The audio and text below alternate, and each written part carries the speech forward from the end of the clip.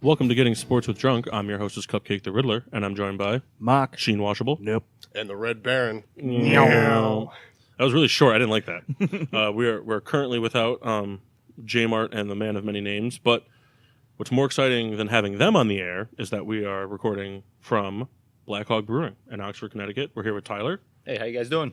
He is the what was it, Lord of Liquid, Lord of the Liquid, which is his official title.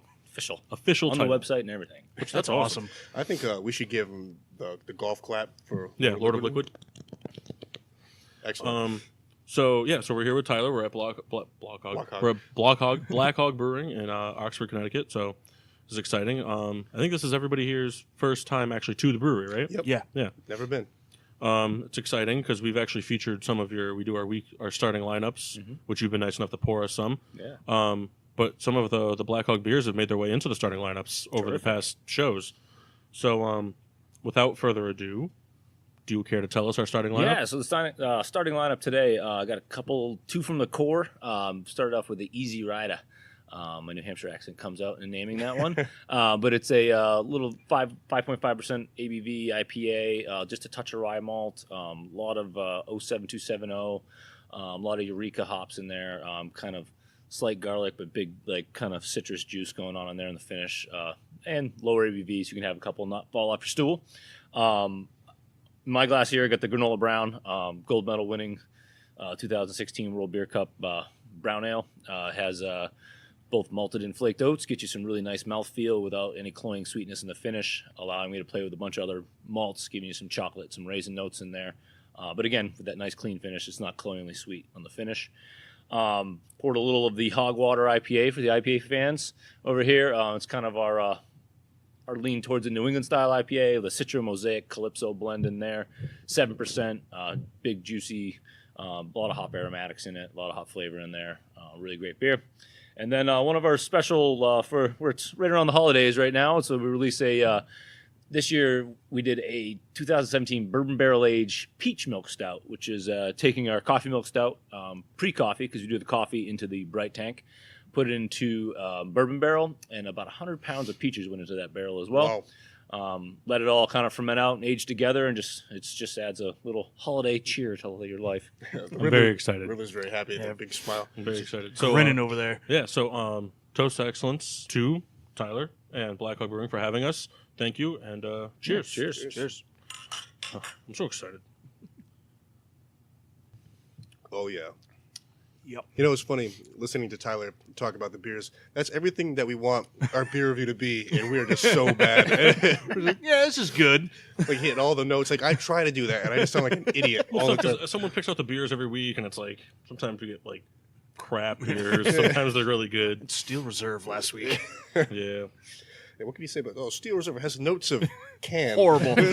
No, I mean, it's like I went to school for this stuff, so that's kind of like it's beer. Beer is more than just opening that can and drinking it. I mean, there's a science, there's an art behind it, and then there's things we try to do as a brewer to get certain flavors out of it within the brewing process, or even the fermentation process, or the aging process. Every beer has many layers of flavor, and you can get them in a lot of different ways along the process of making that beer too. So you said you went to school for this. Whereabouts do you go to school for brewing beer? There's a lot of them in the country now. I went to school in 2006. I graduated University of New Hampshire chemical engineering. Then I went out to UC Davis and did the master brewer certificate out there. So one of the better ones at the time. But it was just kind of a intensive 7-month program, like 8 hours a day, 5 days a week, kind of classroom, laboratory, and kind of learning everything there is to do about the biochemistry and the engineering behind making beer. But yeah, that doesn't. I mean, but my first job started out as a keg washer. You always start at the bottom. Doesn't That's matter. it. You always got to work your way up and earn your stripes. But yeah, came back east and been brewing professionally since 2007 now. Well, so this is not something you stumbled into. You wanted to do this. Oh yeah. I stumbled into my homebrew kit in college, so that's kind of where I found a homebrew kit in the back corner of the closet. Living in a 6-bedroom house with 7 guys, and one of my roommates' older brothers got a homebrew kit for Christmas, never used it, gave it to him. He never used it, and I just found it and made a batch of beer, and then bought my second extract kit, and it was the same amount of money I was spending on a shitty 30 rack. So I was like, same amount of money for 30 crappy beers. I make 50 good beers. Hey, let's just keep doing this. And then I just, efficient. cheap college. You gotta do what you gotta do. Then I just kind of fell in love with the recipe formulation and flavors, and then just blossomed from there. That's awesome. We should buy the rights to his story and make a movie. I like That'd be that. cool. But who would you want to play you in the movie? If we were to make a movie about your... Well, we need That's a someone tough to one. grow That's a his tough one. beard. I can't do it. Yeah, I don't know. Well, if it's an independent film, we have a friend, Shane, that similar hair color. I gotta find my doppelganger out there. Yeah. We'll have to make it like a side-by-side. You guys can vote on it. So how long have you been working at Black Hog? I'm one of the co-founders, so since the beginning. Black Hog's opened in 2014, so... Wow, I couldn't believe that when because I did some research before I came in, and I thought it was so much longer before that. I feel like I've been drinking their beer longer than that. No, I mean, it's just something where, we hit the ground running hard. I mean, we took over an existing brewing space. The space was Calvary Brewing Company. They started in 2010.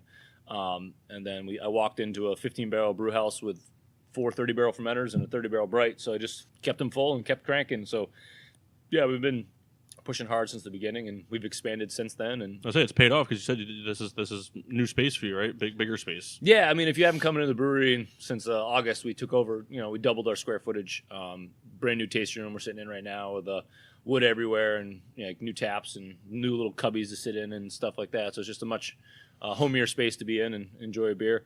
And we're able to stay open longer because the old tasting room, literally where the canning line is set up now, is where the tasting room was. So if we were canning, the tasting room wasn't open. But now we're able to keep production going and have the tasting room open at the same time, which is awesome. And it looks great in here. Yeah, we'll That's have what's awesome. our chief editor over there, Rita. She's here. She'll have her post pictures. But this is probably the best idea I've ever seen in a tap room. Is you guys have a storage system with seating underneath it. That's awesome. Yeah, that was one of those during the build out of the tasting room.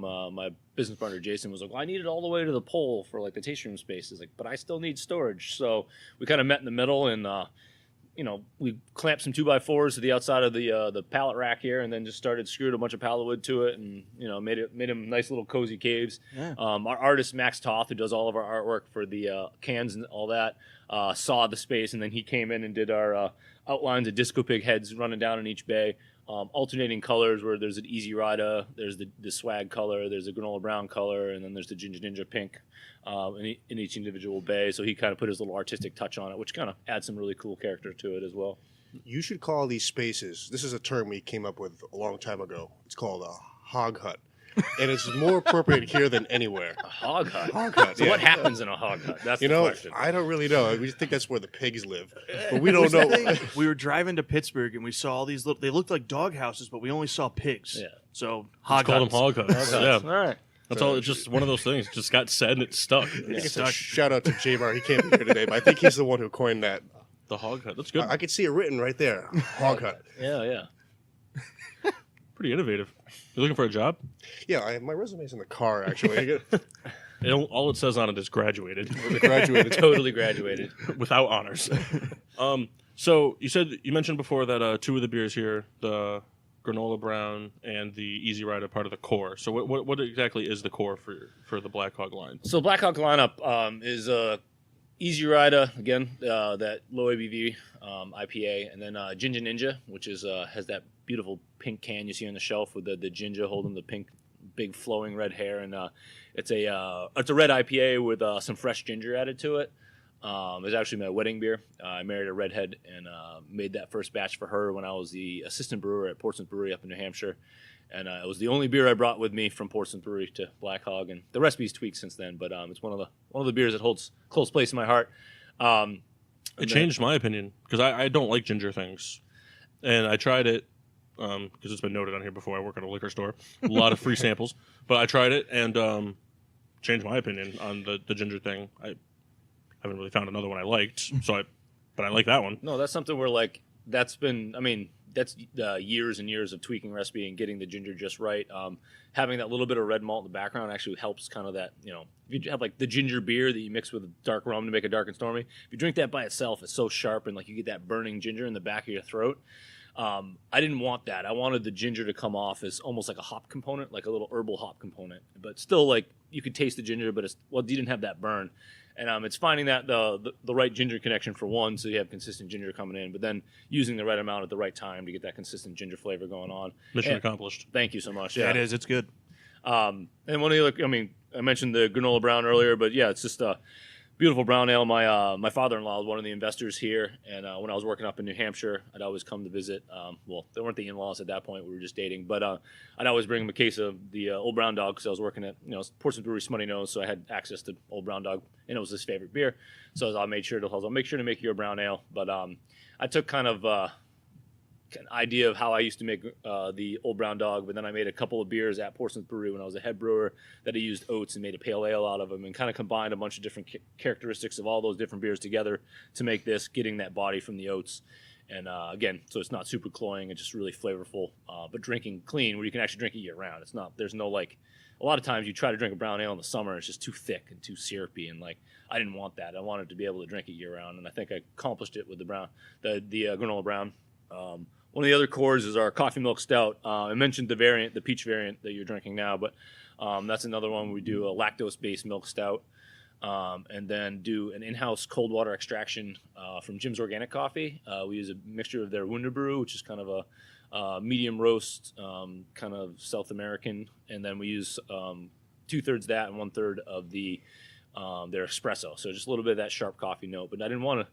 A lot of coffee beers use all espresso or all dark roast to get a big coffee flavor, and like using it, like the whole point of the milk stout is to be soft and subtle and beautiful mouthfeel. I didn't want to like add too much acridness from the coffee, so again, not using just straight espresso beans, and then doing the cold water extraction where you don't get any oils, you don't get any acridness off the beans, you just get the pure coffee essence. Really gets that.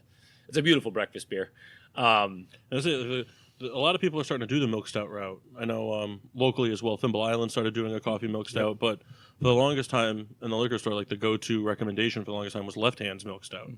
But I've always found that milk stouts, even if they are good, they're either like too thin, like thinner than Guinness almost, or they're too, like you said, way too sharp on the coffee notes. Yeah. So it's a good balance. Yeah, and I mean that's something. I mean, it's hard for me to be the extreme brewer, and I don't like extreme flavors. I mean, I'm doing some extreme beers for extreme EBF, the Extreme Beer Fest out in Boston and stuff like that. But like my day in day out drinking beers, like what I put out on the shelf on a daily basis, like I want them to be in balance. I want them to be food beer. I want them to be like you can drink them by themselves and really enjoy them, or have a meal with them and it changes how the meal tastes, and then the meal changes how the beer tastes, and it's just kind of give you that whole experience while you're drinking it. Kind of like the wine type of mentality to it. And like beers lower ABV, and like a large like everyone talks about food and wine pairings or cheese and wine pairings and all this, but like a large component of wine is the alcohol. Mm-hmm. I mean, on the low end you're at 12%, and then you got some huge cabs at 16. So there's alcohol is a big component of a wine, like palate of the flavor of a wine. With beer, you're talking 5.5%. You're talking like upwards, 7%. Like it's not that. So like you get a lot more room to play with flavors. Right. You get a lot more chance to play and like pair with foods and stuff like that. So it's I mean that's why I really like. I am a little biased, but I think beer pairs with food much better than wine does. Yeah. I agree because wine's gross. Don't get me wrong. I enjoy me a glass of wine from time to time, but yeah, and then you mentioned just one more core. We're actually just introducing, coming up very shortly. It's finishing up fermentation right now. It'll be released kind of the beginning of the year here. We're introducing the Hog Lager. So we're going to be doing a year-round lager. Such a good name. Yeah. So it's all Haltal Blanc hops, and then all Pilsner malt, all Haltal Blanc. Like very simple, but like subtle, but beautiful all at the same time. Just kind of have that craft lager in the mix as well. Yeah, that's exciting. A lot of good stuff. Hog Lager. Hog I'm a big Lager. fan. It's amazing what you can tattooed. do. Hog Lager. Right on the forearm. Right on his ass. So you have the other beers, the Hog Water, the Swag, and the Piglet. Yep. Deliciously dank. Delicious. All three of those have made appearances on the show. We've been a big fan of the deliciously dank. It's been a big fan. But so, is that going to be? Is that like a seasonal thing that we're going towards, or is it? Because I've noticed that the liquor store world, we've carried both. We've been getting a lot of Piglet in lately. Big fan of that. But is it a seasonal line? Is it just like a? No, I mean those are our I guess our only true IPAs. If you think about it, we got a low ABV IPA and a ginger red IPA. So like the Hog Waters and the Piglets are our true to style IPAs. And I mean we brew them in rotation. I mean, God honest truth, they're just super expensive to make. Yeah. For one thing, just because of the amount of hops we put in them. And Well, I mean, isn't the phrase on the hog water the hop lover's dream? yeah, hot lovers wet dream. Wet dream. Yeah, I mean, Yeah, it's just pretty intense. hoppy. Yeah, Yeah. yeah, and I mean, and and the hops we use are like the hard to get, expensive per pound ones and stuff like that. So I mean, the beer itself is really expensive to make, but it makes the beer better, and we're out. So it's I don't want to have it on year round all the time because of the fact that it's an IPA. It should be drank fresh. You should be able to go through it. And I don't want someone's experience to like buy something on the shelf that's been on the shelf for 4 months to be like, oh, this beer isn't good. Like I want to limit the amount that's going out. So make sure that it goes out small amounts, like enough where like every liquor store can get a case or two, and then they sell off their shelves, and then someone enjoys it. And it's just kind of make sure that I keep it spaced out. And for Connecticut itself, I'm actually trying to alternate between the two of Piglet and Hogwater, so they're not competing on the shelves either. So it's kind of like it's more of a I mean, I used to say beer is 50% science, 50% art, and now I'm learning there's another 50% of business that I'm kind of picking up on of being the owner of a brewery. But that business side of like, you got to keep it fresh on the shelves. How do you do that? By like brewing it in a certain way and like only releasing. And it's not like we're not making it. It's we're just not releasing. We're making it and then releasing it to certain markets at certain times of the year to make sure that, because I know that like Connecticut will get like Hogwater in January. I mean, I don't have the release schedule in front of me right now, so don't hold me to this. But like, they get Hogwater in January, then like February's off to make sure it's all off the shelf, and then March they'll get Piglet, and then there's every month of the month we'll kind of alternate between the two is kind of my goal. It's a great idea. Yeah, just kind of like keep it kind of fresh on the shelves. It almost guarantees that no customer is going to walk away with bad beer or old beer. Not bad, but and that's old. something where it's like, I mean, I was a head brewer up at Portsmouth Brewery, a little 7-barrel brew pub, right downtown Portsmouth, New Hampshire, sister brewery of Smutty Nose, and it was I would brew beer. I'd put it in a serving tank, and I would sit next to people at the bar drinking it, and that was as far as the beer went. Starting Black Hog, I got this whole new appreciation of the distribution of beer and how that all happens, and I've been slowly learning that over the 3.5 years we've been running and getting it to where we are now, where I'm trying to please them without screwing over the end customer. Because like, I mean, we have distributors that will just like, oh, we'll take 600 cases of Hogwater every month. And I'm like, well, I'm not going to give it to you because that means it's going to sit on the shelf. And then my end user, you guys buying it at a liquor store or someone, there'll be a random log that's in the back corner of their warehouse that is the last one that gets sold that finally gets put on tap somewhere that's like 4 months old. And like, I don't want that. I want everyone to enjoy my beer for what they are and have them as fresh as possible, and especially on the IPA world. So it's just kind of it's purposely that they're not always available just because of, one, how much they cost, but two, I want to make sure that the end user's getting a really great experience while drinking it. So I never understood why breweries did, certain releases, and that made a lot of sense. So I know it's like the end user, a lot of times you're like, which just was always here. Why isn't that's a good reason. Yeah. That makes a lot of sense. Well, chances are if you're really wanting it and wondering why isn't it here, there's 100 other people in that go to that store every week that are thinking the same thing. So it's going somewhere, which is good. So it's kind of lucky. I mean, I haven't really had the ability to travel around the country long enough to stay in a place and see what the brewery scene is, but it feels like Connecticut's kind of like got to be towards the front runners of breweries. I mean, we're a small state, but we've got a lot, and a lot of them do distribution, a lot of them don't. But it kind of seems like a good area to be in terms of being a craft brew. Yeah, I mean, when we started in 2014, I think we were the 15th or 16th brewery that opened up in Connecticut. Now there's 54 or something crazy, like 3.5 years later, which is great. I mean, because Connecticut was a wasteland for a long time. I mean, I remember coming down from New Hampshire, which was 1/3 the population and 4 times the breweries already. So there was just like this. There's the population here. There's people. Well, it's so cold; they have to drink. Yeah, for sure, all the time. But no, having that. But it was like Connecticut now is like definitely every corner of the state has their own local brewery they're supporting. And I mean, there's just and it's really cool in that way where it's starting to grow. And yeah, the distribution is helpful because Connecticut's just as a distribution brewery, we do a large percentage of distribution. Connecticut's great because I mean we're New York's right there, Boston's right there. Like it's just we can get down to DC in 3 hours. It's just like it's a good like distribution hub to get to like Philadelphia, DC, New York City, Boston, all the big places. Yeah. Portland even. We're doing really well up in Portland, Maine right now too. So, but yeah, we've trying to spread our wings a little bit, just because we have the infrastructure to make a lot of beer. But I also want, again, people drinking the beer in the tasting room to have the freshest beer possible. Right. So I make 30 barrels of it. I'm only going to sell, how many, like, let's say 10 kegs out of that 30 barrels.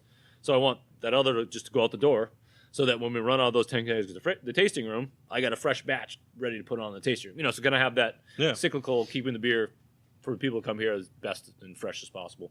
Well, I mean, it's got to feel good as owner and Lord of Liquid. I obviously I don't have the numbers with me, but working at a liquor store, there's some bigger breweries, there's some smaller breweries, especially in terms of square footage. You guys aren't the biggest, for sure. But I would think it would be fair to say you guys are second or third in terms of our total sales. That's awesome. And we're a huge liquor store. Like, we have a lot. I work at Connecticut Beverage Mart in Middletown, and we're a huge store with a lot of craft beers. And in terms of local, not even local in terms of Connecticut, in New England, not counting Sam Adams, they don't count because they're not a microbrew anymore. Well, they keep changing the law, so the rules. So officially, they still are craft beer. Yeah. Every year they make 10 million more barrels, and they raise the allotment 10 more barrels, so they can still. They're no longer. They're still not macro officially. Yeah. But air quotes everywhere. But I mean, even for Connecticut, I mean, you just blow a lot of the companies out of the water that are bigger than you, it's gotta be nice. Yeah, I mean, it's been fun, and I mean it's. I mean, you mentioned Sam Adams and stuff, and other people, and like almost like in a competitive like mindset, and it's great that, like, I'm happy our beer is selling. I wish everyone's beer sold well too, because we're all friends in this. We're all fighting the macro lagers. We're all against Budweiser or Miller or Coors, or because they're still like 70% of the market. Yeah, people are still drinking that, and it's just like there's still a lot of beer drinkers out there that haven't came to the craft world. I'll say of all the beer drinkers in the world, I mean, more than the majority of them grew up when the craft beer world wasn't. I mean, not even that long ago, like the number one craft beer in Connecticut was or not in Connecticut, but like around the world was Magic Hat, and now that's like not even a thing anymore. People nobody really buys Magic Hat, at least not where I work. It's such a boom right now, craft beer. It's exploded. Yeah. No, I think the big thing is that the Magic Hat was big because they were one of the original like crafts, and like people were getting into it and people were buying it. And everyone talks about like the slow food movement or the local food movement, and and then all of a sudden that has bled into the craft beer world now, where like it's been drink what's local for a long time, and everyone was getting hyper local now, where people are like, there's so many breweries around me, like we have regulars that come in 3 days a week, come here and drink our beer, and they're like, this is the best beer, hands down across, and like they're drinking hyper local, so it's like it's almost where it's the marketing of like the larger like Magic Hats, they were out there, pint glasses with mustaches on them and everything, and like all the bars and everywhere in freaking Idaho, who knows, they were all over the place. But like having to distribute beer across the country just is not necessary anymore, because everyone's drinking local, and the farther you get away from your home base, the less people want to buy your beer.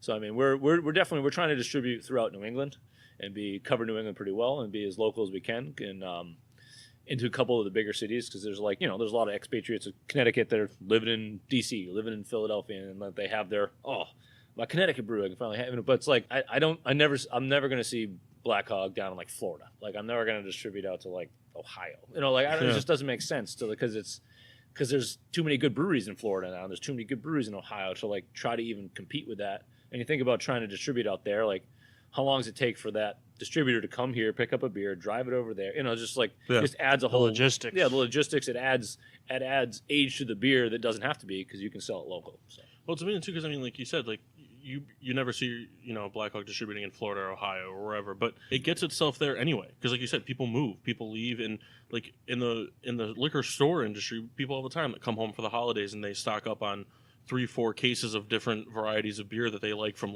the Connecticut, and they bring them back with them. And then there's no way that those beers don't get tasted by people that are from Ohio or Texas or Indiana or wherever. And it just, kind of words of mouth itself around anyway. No, that's awesome. Yeah, that's. Like a big one to think about, a big is Treehouse. Treehouse doesn't even distribute. They're you wait in line all day and you get your beer, but it's nationally known how good that beer is. It's had to have gotten around, so it's just how it works. There's a big like beer trading community that runs around like the tree houses and the. I've never been big into the beer trading thing. It's just As I don't much know. as I like beer, I will not wait in line for 4 hours to get 12 beers. Well, it's not even that. It's just like, there's you go on these websites and you look at these beer trading things, like people who like the big ones that people know, like the King Julius or whatever from Treehouse, and people are like, oh well, let's trade beers, and it's like I'm not getting. It's not Pokemon. I'm not going and waiting in line to get beer so that I can trade you my Julius for your Charizard. Like it's not what I want. I want. Do you want to do that? If you have a real Charizard, I'll get all the beer for you. But I don't. But I don't know. I've never been. A lot of people I know are into the beer trading world. Like there's some like craft brew like bars and stuff like that do beer trading nights, and like there's a place in Middletown called Hop Knot. Oh, yeah. They had a small little thing that was open for a while called Disco Chick, a wing place, and they had a beer trading night. And it's like, if I go to a place that's, and I'm bringing my beer to try, I don't want to pour samples for everybody. I don't want to trade tastings of my beer. I brought it because I like it. And it's nothing worse than like bringing, like if I brought this delicious beer, this peach milk stout, and I poured a sample and someone gave me something crappy and we're trying to be pissed. Start bringing 18 racks of Budweiser to those things. Back to the Steel Reserve. Yeah, right. So you mentioned before, it's funny because like in the liquor store world, like we almost view sales not like as a competition for the breweries, but as a competition for shelf space, really, because certain things sell, certain things don't. But you mentioned in the brewery world, it's more family based than it is competitive based. I mean, everybody wants their beer to be the best, but a lot of it is working together. Oh, like you said, whether it's against the macros or to promote beers. So we talked earlier. You said you're in a current collab situation. Can you talk about it? Yeah. I just had Kent Falls and Kinsman Brewing Company actually come in yesterday. The kettle is actually souring right now. We did a SCOBY, which is a kombucha mixed yeast culture that we got from Counterculture Brewing or something. It's a new SCOBY company that's opened up in Danbury. But we got some. So basically, we're using that SCOBY culture, which has some acetobacter, it has some lactobacillus, and kind of some stuff you would know, like kind of giving like that tart, like vinegar, or like that acetic acid or the lactic acid kind of back note to the beer. And then I'll basically let that ferment out for 3 days. But then I'll basically boil it, kill all those bacteriums, kind of stop the souring characteristic, and then transfer that into the Disco Big fermenter. I'm going to start off with a Saison yeast, this is the primary fermentation, and then halfway through fermentation, add in some Brett C or Brett Clausianus, which is a little bit of a cleaner Brett strain. It's not as funky farmhouse, comes off a little more tropical. But during the brewing process, going to add a little bit of ginger into it as well, and then some green tea. I kind of like lean towards the kombucha world of having that like ginger green tea kombucha kind of, but in beer form. So yeah, it's just kind of like an idea that got drunkenly talked about at one event, and that like turned into a bunch of emails that turned into who the hell can get some SCOBY for us, and then like finding the SCOBY and then making the brew day, and then just we all get together and hang out and drink a few beers and make the beer. So it's just fun to be able to do collab brews because it gets me, it gets everyone out of their comfort zone a little bit. Gets other brewers that maybe haven't been to the place since we expanded and seen our new tanks and all that, and kind of get them in and see where we're at and see how to brew on a different system. And it's just being able to have those ideas and cross-pollinate some really cool things. So that'll be brewed here. Yeah, it is. Yeah, it's brewed here. Currently being brewed here. Yep. So now, because you're the bigger of the three, correct? And maybe in terms of volume-wise, yeah. And volume-wise, yeah. But like you said, it's interesting because you said it gets everybody out of their comfort zone. And you mentioned before, like the hyper local people.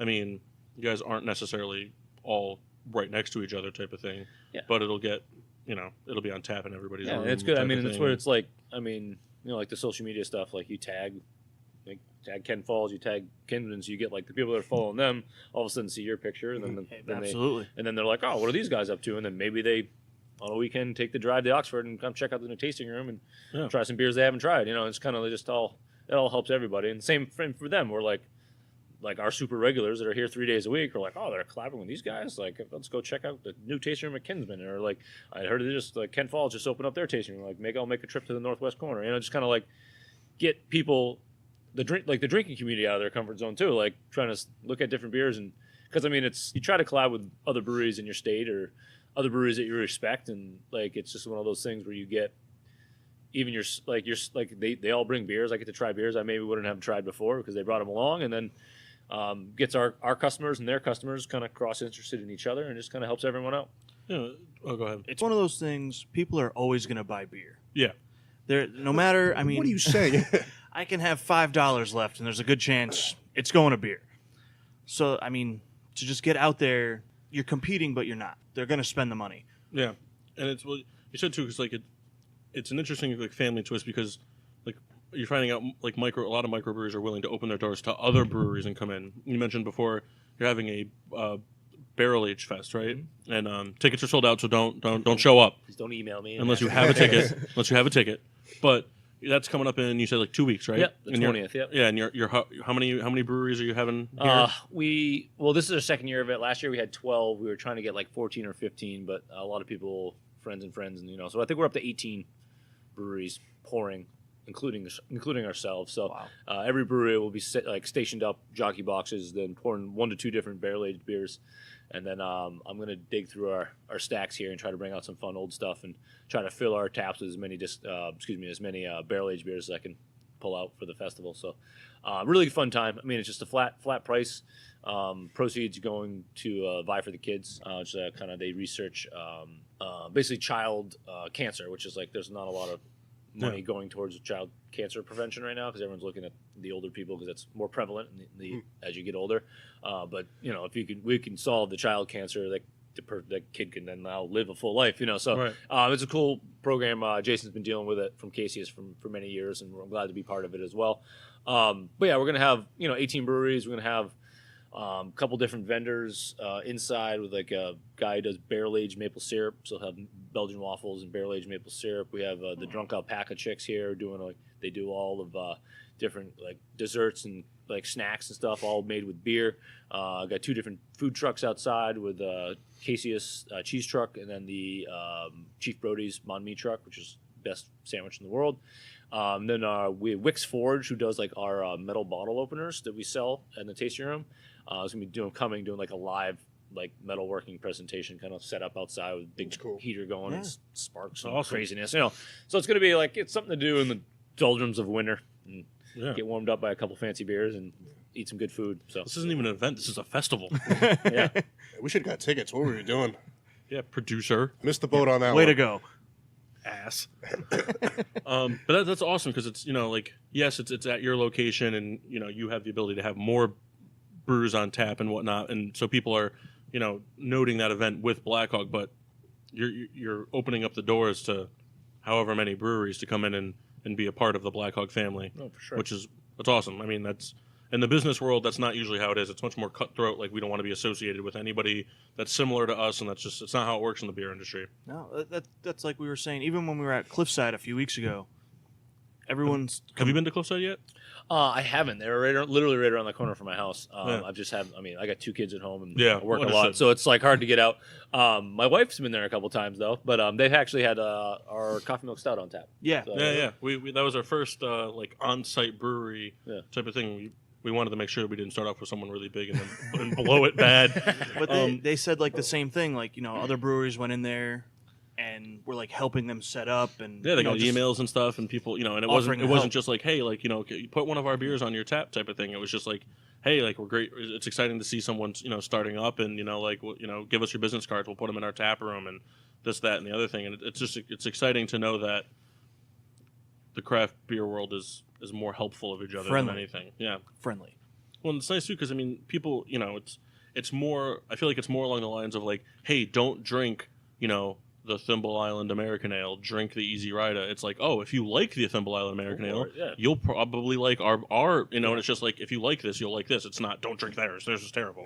And that's nice because that's not how it is anywhere else for anything in the world. Sunoco's gas is so much better than Mobile's. It has a much better taste. It's dry clean. Dry clean. I actually have a question real quick. I don't know if we touched on this already. I just missed it. The name Black Hog. The story behind that? Oh, yeah. All right. You raised pigs. Where were you? Yes, I lived in New Hampshire as a pig farmer. No, I'm just kidding. Hog huts. Hog huts were everywhere. No, we, when we decided to open a brewery, email turned into a phone call, which turned into a business plan, and we're just trying to figure out what we want to call this place. We just started like spitting off like a bunch of different names, and like you Google anything, it's pretty much a brewery already. So it's just kind of like it's like the band theory. The banana phenomenon. Kendall has the band theory. Any you come up with a band, any name you can think of, start taking. Yeah, so it's the same idea. So we're trying to like figure out what we wanted to do. And so we kind of just took a step back and just all like stopped thinking about it for a while. And then Jason came back, where he's has his master's in gastronomy and is a chef by trade, and amazing cook. And when he has a party at his house or anywhere, whether it's his kid's 3rd birthday party or his wife just got her master's, invite friends, family, neighbors, like everybody shows up. And so it's a huge get together. Everyone has good beer, everyone has some good food, and a good time in general. But the best way to feed that many people, he does like pig roast. So he has these like open smoke, like a beautiful smoker that he does like whole hogs on. And Mock's no stranger to the pig roast Big fan of family pig events. roast. No, pig roasts are awesome. So, but the one of the best breeds is the Berkshire hog. It's jet black hair, has great marbling within the meat. It's like a heritage breed. It's just like a perfect pig to do a whole pig roast tour. Delicious. But it's nicknamed the Black Hog. So it's just Black Hog Brewing is just friends, family, beer, food, kind of good times all wrapped up into one. That's cool. Yeah, I like Yeah. that. Invite everybody into your hog hut. Yeah, everyone come to the Hog Hut. We might have did something good here with the hog hut thing. I hope so. I like that hope we're so. saying it again. Yeah, hog hut.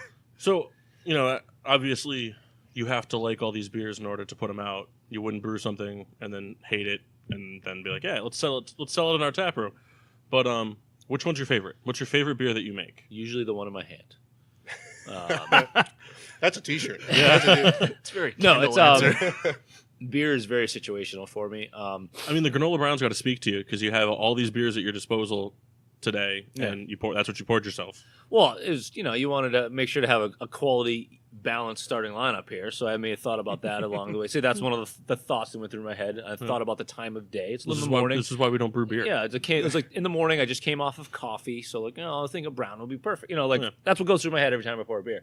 So now, like, it's kind of I go through like time of day, like time of year, if I'm eating with it, what was the last beer I had, kind of like, because beer is an experience through and through, like, in it, what's on your palate changes in the next beer's flavor and stuff like. So it's just kind of it's hard for me to. I mean, Easy Rider is like I'll have an Easy Rider a day, just kind of like, just to have like at lunch, I'll have an Easy Rider, just kind of like lower ABV, or like at shift, like shift beer, stuff like that. But like Easy Rider is just my go-to like easy drink, and it's kind of reminiscent of what like my desert island beer that I don't make would be like the Sierra Nevada Pale Ale, like reminiscent of that kind of lower ABV, like pininess, but like a different twist on it, But but I mean, it's just like I love all of them, and it's just so situational. It's hard for me to like pick out that one. But if I had to like absolutely like gun to my head pick out one, it'd be the Easy Rider.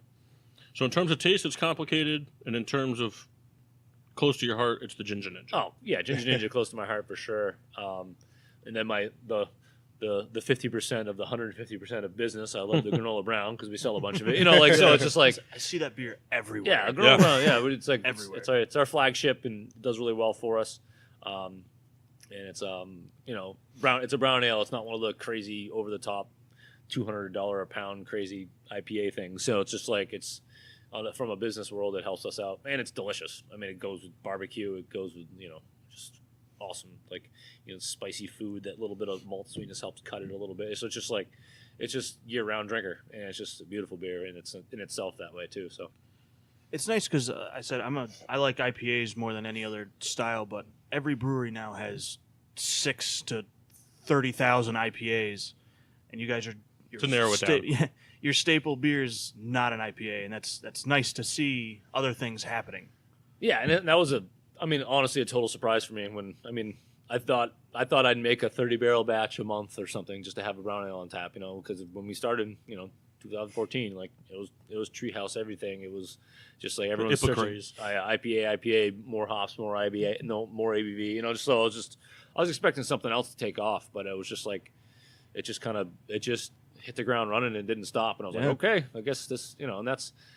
I honestly thought our flagship would have been Easy Rider, but it's Granola Brown as our flagship. Ginger Ninja is a close second, then followed by Easy Rider. So it's just crazy to see like what the market wanted at that time, and it was just, I'm happy to keep supplying some Granola Brown to you all. I don't mean to interrupt, but I was finishing, like, getting towards the end of my beer, and there's a hog in the bottom of my glass. And that is, what a great thing to find. Yeah. No, we got the. It's like very subtle. I was like, "What is that?" It's like, "Is there hair in my beer?" And I was like, "Oh my god, it's a hog!" Yeah, we got the new glasses in with the laser etching on the bottom. So this is an awesome It has glass. like nucleation sites, so it kind of keeps the aroma coming up the whole time while you're drinking. What would be the name of this? Every beer glass has a different name, but it has like a nonic pint type of feel to it. I know that term only because it's on the back of like every Goose Island beer I've ever drank. It says, "Please enjoy an anonic pint." Yeah. Does this have a name to it, or is it just a hog glass? No, there is a name for it. I don't know. I can't remember it off the top of my head, but it's like Nonic pint would have like the bubble. Yeah. Nonic pint's officially a 20-ounce glass, and the bubble, that little bubble edge, is a lot much closer to the lip yeah. and a lot thinner. This one kind of has a little bit of like the bulb. Kind of like what almost like a tulip glass would be, but instead of having like the skinny foot, it has like a sturdy base to it. So, and it was basically like we looked at a bunch of glasses, and I really like this one because it has all the characteristics to present the beer correctly, with the bubble to trap the aromatics, the curved lip to kind of hit your front tongue first, so you get any sweetness, and then it kind of goes over the etching on the inside to make sure the aromatics still coming in there. It's got a good, just a good holding. It still feels like a pint. Yeah. You're not like a dainty little like Rastal glass or something. You don't feel like you're drinking wine. You're still like, hey, I'm drinking a beer, but the glass itself is shaped in the way where it makes the beer taste better while you're drinking it. It's a hog holder. It's a hog holder. The nonic hog. The Nonic hog holder. That's the great thing is like anything sounds good with hog. It's just the Nonic good hog, word. hog hut, the hog holder. Actually, we could make koozies for the cans and call them hog holders. That'd be a good one. You need a marketing team? You guys are killing it. Do you work for beer? You work for beer. Yeah. Yeah, that's all right. Let's do it. That's fine. Because I usually work for money that goes to beer, so we're just cutting out the middleman here. Keep the banks out of it. Can we live here? Is that okay? Is it? Yeah, you gotta live in your hog huts. That's perfect. I got a sleeping bag in the car. Get tension rods with curtains. Like, sorry, the tap room's closed. We're sleeping. So, you mentioned you're a local guy, so assuming Boston fan. Mm-hmm. Gross. If you go back and listen to some of our archive shows, the majority of our cast is not Boston friendly. It's okay. It's okay. Well, it provides some lively debate, perhaps. Yes. Well, I think Boston has really become really Tom Brady's done it. It's been Tom Brady's doing, but I feel like Boston has kind of become one of those cities like you either love the teams or you just hate them with a burning passion. I only just like one Boston team, and it's the Bruins. But so, what sports do you follow? I mean, like, just a quick caveat. I mean, the Boston teams, like, the Red Sox were shitty forever, and like they won, and like 100 and something years. Shitty. Yeah. And then like they had the Moneyball thing going on there actually when they won the World Series and all that. But it's just like I felt like as a New Hampshire native, like 14th generation, like born and raised, like following like the Boston scene, like me and all of my friends always just look at like the Yankees and be like, oh, they just bought all the best players. That's why they keep winning. And it was all like, hey, Wall Street, trade some money. We'll trade this guy. This guy sucks now. I'm going to pay more money for this guy. And just like, hey, we won the World Series again. And it was just like, it wasn't scrappy. It wasn't like actually playing the game. You're just like, hey, we'll just like from every farm league buy the best person possible and then put them on the, so it's just like, that's just like a kind of, I don't know. The Boston's more like nitty gritty, like Irish or like back through the system kind of guy. System make you start out in the farm leagues, work your way up, and become a star. You don't just get bought, and move to New York and then win a World Series and have to shave your beard, which is always stupid. That's the worst thing, having to shave your beard. But I feel like we're talking about a specific player, Johnny Damon. Oh, yeah, he's all right. But just like so, that's just like as a caveat. That's kind of like us Bostonian fans always looked at the New York as like, and across the board, it's just like, hey, they just have a dick ton of money and they just buy the best players. And it's just kind of what it comes down. It's funny you say that because, so like, I'm not a Bruins fan, but that's only because I'm from Chicago, so I'm a Chicago fan for everything. So as a Chicago fan, I get a lot of shit from Bruins fans because the Blackhawks beat them in the Stanley Cup. It's like big fucking whoops. You're going to hate everybody that beats you. Like, then you hate everybody. But we have Kendall over here, the Red Baron. He's a loather of the Patriots because they destroyed the Steelers, his favorite team, in like AFC Championship games forever. 3 times. Yeah, he hates the Celtics. Heartbreaking being in 6th grade watching your team lose. He hates the Celtics. He hates the Bruins mostly because it's Zdeno Chara. Why do you hate the Celtics? I don't know. I think you just kind of rode the hating of the I've losses lost thing. it. But I I think think you so. don't really hate the Red Sox, though. I don't feel. No, in fact, I actually, during the time like 04 and all that, it was kind of the underdog story, because the Yankees had dominated for so long and the Red Sox suffered for so long that It was exciting. The And Bills you're a effect. Mets fan. The Buffalo Bills effect. Yeah, exactly. The Bills Rooting for the Bills because the Patriots always win. Yeah, Yeah, the And, Bills are 201 to win. Sorry, Yeah. don't worry about it. But now I'm almost indifferent to the Red Sox. I have no gripe either way. So It's funny because growing up, I hated the Red Sox because I grew up a Yankees fan. But now, like, I look at the game more as a whole. So, like, I don't like the Red Sox because I'm a Yankees fan. But there's a lot of players on the Red Sox that I like. So I'm, like, caught in the middle. But go Yankees. And you're a Bruins/Rangers fan, which is great for the hockey community. Yeah. See, I was a Bruins fan because I liked two of the players, and they traded both of them. So that kind of went away. Now you're out. But but for me, it's interesting because our view, while it does have its own bias effects in it in terms of teams beating, our favorite teams or whatever, like the Steelers and the Patriots for the Red Baron here, but we're kind of in the weird spot of Boston fans because it's, especially in Wallingford, it's a lot of Boston and a lot of New York. Yeah. But in New Hampshire, it'd be interesting to go to New Hampshire, to be in New Hampshire for something like this, because up there it's true Boston fans. Like there's Right. there's nobody up there like it's not oh, we hate the Yankees and this and that because on top of hating the Yankees division rivals, your next door neighbor's a diehard Yankees fan, and they beat you forever. But Boston and up, Yeah. it'd be in a more interesting. it's a more like Boston environment than Right. where we are. It'd be like We're being in split. New York City or being in Right. Chicago. Yeah. So it's interesting. Never really thought of it that way. Maine though, they don't. Well, Maine has the Portland, Hockey, everything. The Portland Sea Dogs, which is the feeder program for the Yeah. the Red Sox. So yeah, there's still Red Sox fans up there too. Maine is just Canada.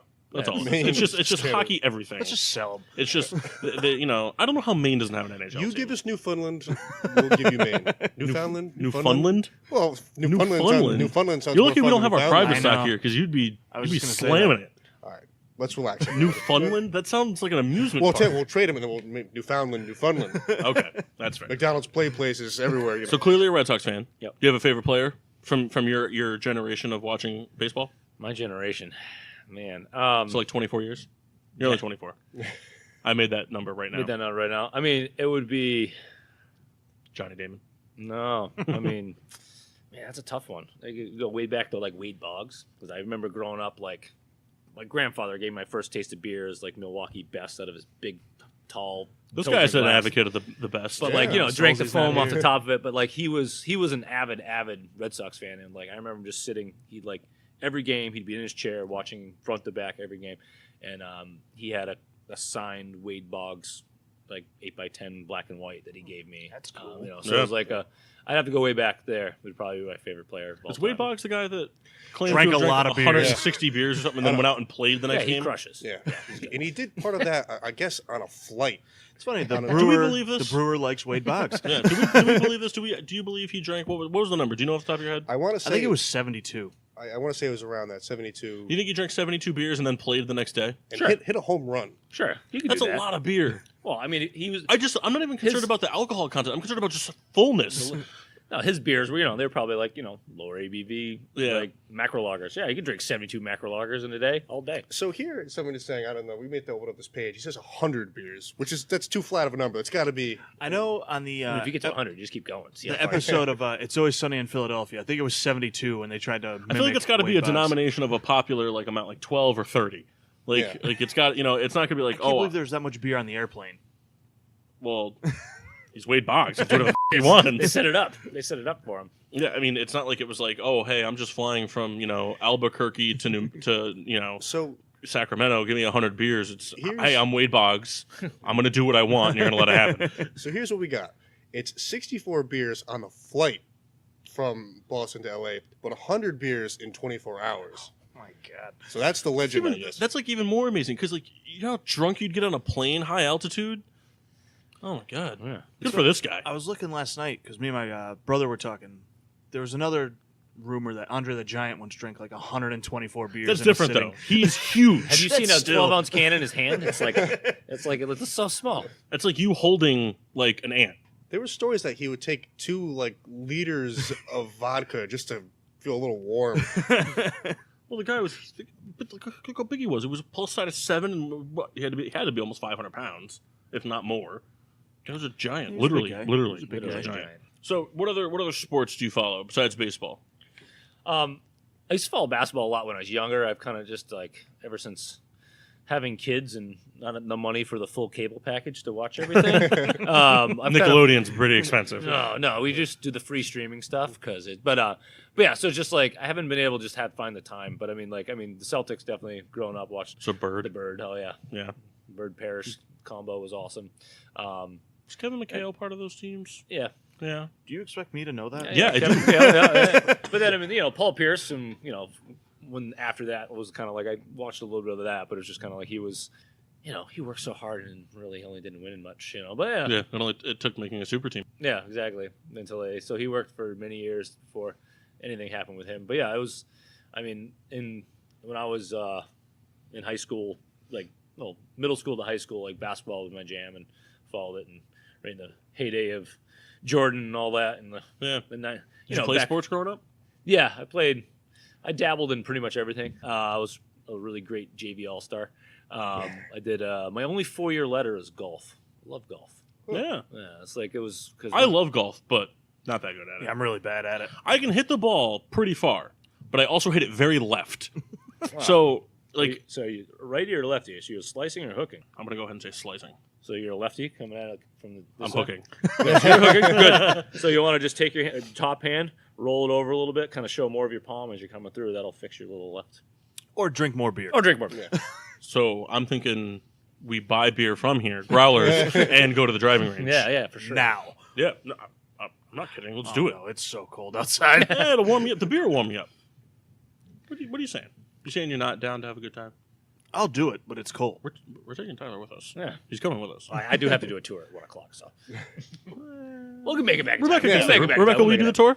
No, we don't have to be on the call. All right, Rebecca will do the tour. This is a tank. That's all metal. This is where the beer bathes. That'd be a good one. Beer bathes in the tank. bathes. Yeah.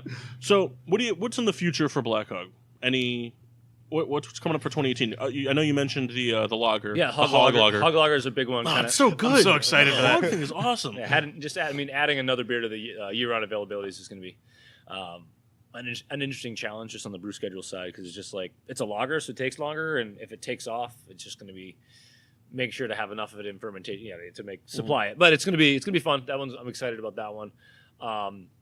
And then the bunch of different Disco Pig stuff coming out this year, which is going to be awesome, which is kind of, and I'm really, I opened up some of the, we have these little PCM 7-barrel tanks, which are kind of half batch, so you can do like a half batch in our fermenters, and I'm opening that up to kind of assistant brewers and stuff like that to start writing up some recipes. So there'll be some really cool, like, brewery-only, like, draft and growler fills for the tasting room coming up this year, which I'm excited to see what the guys come up with, because, that's like, as a brewer, you always have beer ideas, and not that I'm out of them, but it's just fun to like let other people get their ideas out in liquid, because it's an art, and let them have some It fun can with inspire. it. Yeah.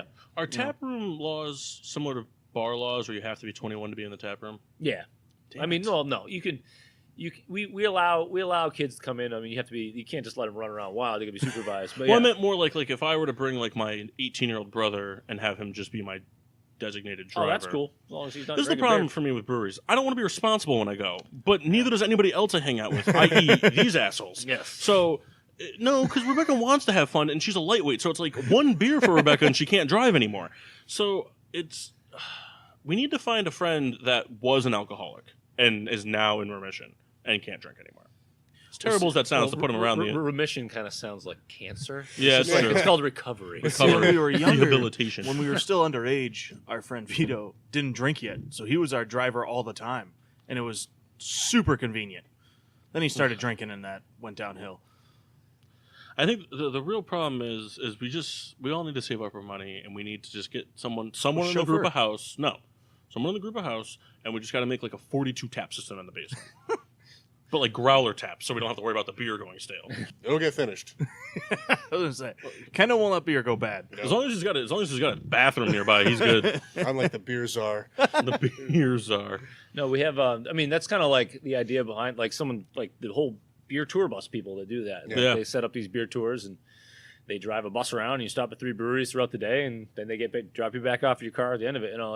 It's kind of that's your whole idea, like right there. The people are doing that now. There's a couple of them in definitely there's 3 or 4 of them up north, and there's the Connecticut Beer Brew Bus doing it down here now too. I know how it would go for us if the 3 of us were to do this, though. I'd be very hyper on the bus ride. Kendall would be agitated. He's not currently drinking, and he'd be sleeping. Asleep. Yeah. Machine Washable, it would be asleep. Anytime there isn't a beer to be had, he'd just be sleeping. Notorious for that. Yeah. He fell asleep at the Wooden Tap Bar one day. And the diner. Yeah, he's just... So, not to... we talked about the more family aspect versus competition. So, outside of Black Hog, who would you say is your favorite local Connecticut brewery? I mean, it's hard. I don't, again, 2 kids, I don't get out too much, but I mean, if I stop in, again, it's similar to which is my favorite beer, because I like different breweries for different reasons. But I mean, like Counterweight's makes some really great beer. I mean, he's great brewer. He just kind of, he's known for his IPAs, but if you drink like his Pilsner, it's just sublime. He makes a really great grisette. I haven't been down there. Yeah, and it's a cool place. I'm pretty sure the only beer he's still distributing is the Headway, right? Yeah, and it's just like that's. I've had the Oktoberfest from them, which is pretty good. That was a good one too. Yeah. Have you guys made an Oktoberfest? We haven't made one. I was thinking about making one this year, but it just do it in March. The man of many names. We'll have to bring him down here. He's a big Oktoberfest fiend. Yeah. That and just any other gross domestic brew. Weird things. He's not really apt into the beer world. Yeah. He doesn't really grasp the concept of good flavors. Yeah. We'll try He it. would just We'll drink try this and be like, ugh, it's dark. I don't like it. Yeah. Dark. It tastes like darkness. Yeah. No. It tastes like my future.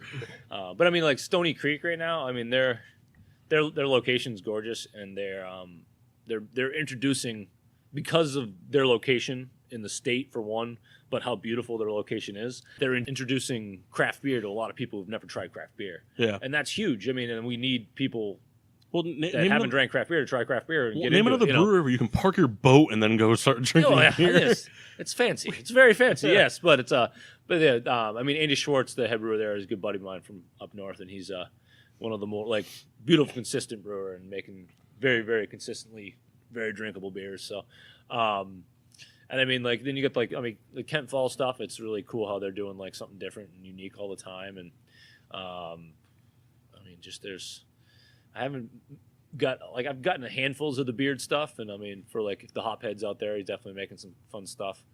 And I mean, it's just kind of trying to branch out and try them all. Really, it's like I forget who it was Charlie Papazian, who's the head of the the Homebrewers Association, which in turn became the Brewers Association.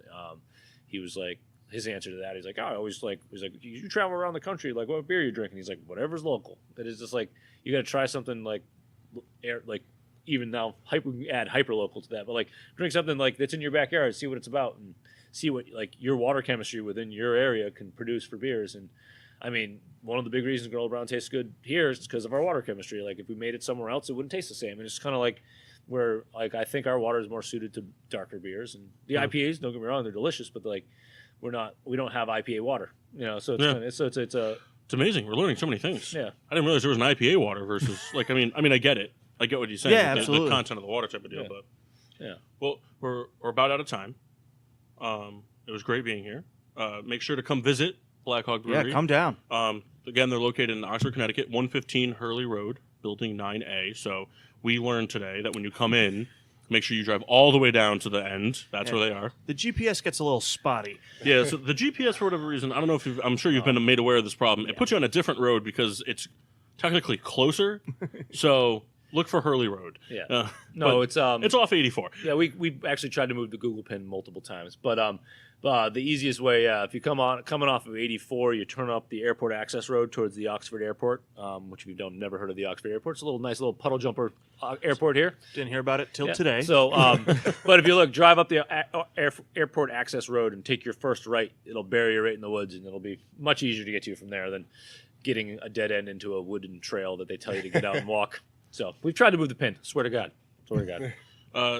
You'll have to correct me, Tyler, if these hours are wrong. I'm going off of Google right now. But tasting room hours, they're closed Monday, Tuesday. True. Open 4 to 8 Wednesday and Thursday, 2 to 8 on Friday, 1 to 8 on Saturday, and 1 to 5 on Sundays. Our social media expert, Machine Washable, will post all this information along with the show when it's set to air. Beer reviews? Tyler, do you want to do a beer review? My beer is amazing. Good. Try it. Good. Yeah. Excellent. What do you want to review? I'll review anything. Well, I don't know. I mean, Mark and I, we both had the IPA? Or No, you had the Easy Rider and he had the Hog Water. Yep. Pay attention. So, I'm sure, I've had the Hog Water before on another On a show, show. so I've never had the Easy Rider and was a huge fan. How many of those you see yourself drinking in an hour? Infinite. Infinite. I like that. Infinite. Wade Boggs amounts. The hog water's great. He hit the nail on the head. A nice citrusy flavor. I liked it a lot. I just can't articulate. That's my problem. I know you can. Oh, sorry. Would you just do yours? No, my curiosity would be like, what would you want to be eating while drinking those beers? Pig. Pig is good. Do we have one? Is there a pig here? No, Kyle couldn't come.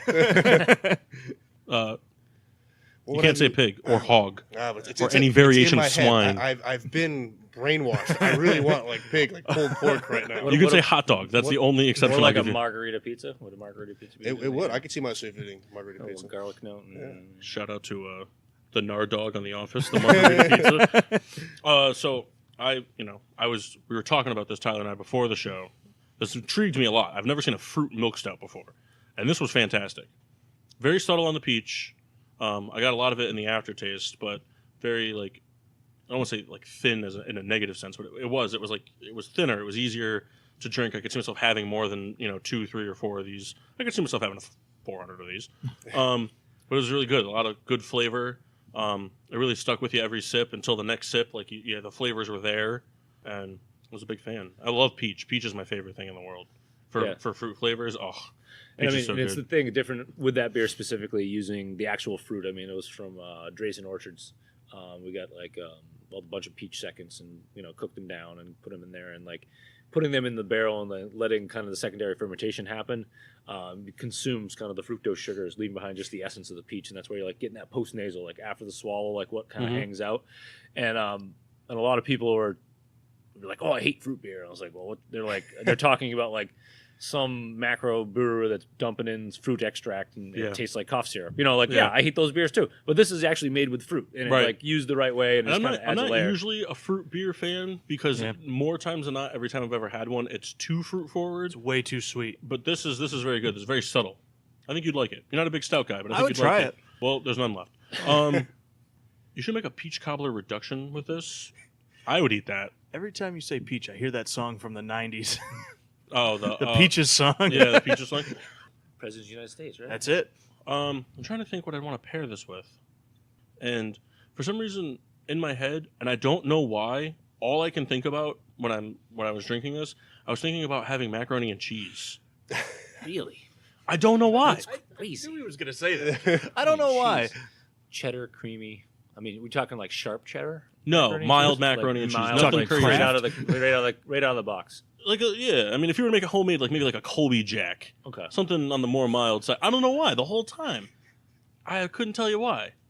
Now I want to drink that with some macaroni and cheese. You got to try it. I got to try it now. Also, you know what else I think would be really good with pancakes, oh, yeah, that's a pancake. especially because I'm not a syrup guy, so I don't feel like the pour maple your syrup all of would Yeah. conflict with the. I don't really put a lot of syrup, if any, on my pancakes. Usually just a plain pancake guy, Satan. I get a lot of looks Nice in and the diner when dry. they're like, "Oh, do you want maple syrup?" No. Awesome. Social media? Yes. No, I don't want to know. They know where they can find us. You'll tell them later. Where can we find you? Find me. BlackHogBrewing.com. We're on Instagram and Facebook and Twitter and Black Hog Beer. All of those. Do you want to give your home address so they can send you fan mail? Yeah. Sure. Send it. You can send it to the brewery. I can get address. I'll get it. Don't I'll worry. get it here. Don't worry. It'll get delivered. But yeah, so just we try to keep on top of the social media best we can, and we do have a mailing list here too. So you do come visit, sign up, you'll get a first heads up of like stuff going on in the brewery, and get an right in your inbox. So That's awesome. Where can they find us, Maxine? You can find us on Facebook and Instagram at Getting Sports with Drunk, and Twitter is GSWD_4. Make sure to use the hashtag GSWD for all your daily uses, whether it's shagging up in a hog hut or enjoying a nice beer pairing. And subscribe on Podbean and iTunes, and we're on the Leeb Sports Network every day from 7 to 8 a.m. and every Sunday from 12 to 1 on the PPRN radio network. Be very exciting. We hope you'll like the show. I'm glad Hog Hut was worked into this. I'm also glad I got to use the word shag in a show. I don't think I've done that before. It just came to me. But we'll definitely be back here again. I wish our producer wasn't an ass face and was able to get us those tickets. You need to be more on top of stuff, okay? No, Next year, we'll be Fired. the first one to own tickets. the first one. The very first one. He's going to be here tomorrow. I hope you know that. Yes. He's going to be here tomorrow. Be like, Buy hey, them next year's tickets tickets- already. Can I Tickets have also- them now? well, from all of us here at Getting Sports with Drunk and Black Hog Brewery, I'm your hostess, Cupcake the Riddler. Tyler Jones. I'm Mock. And I'm the Red Baron. Meow.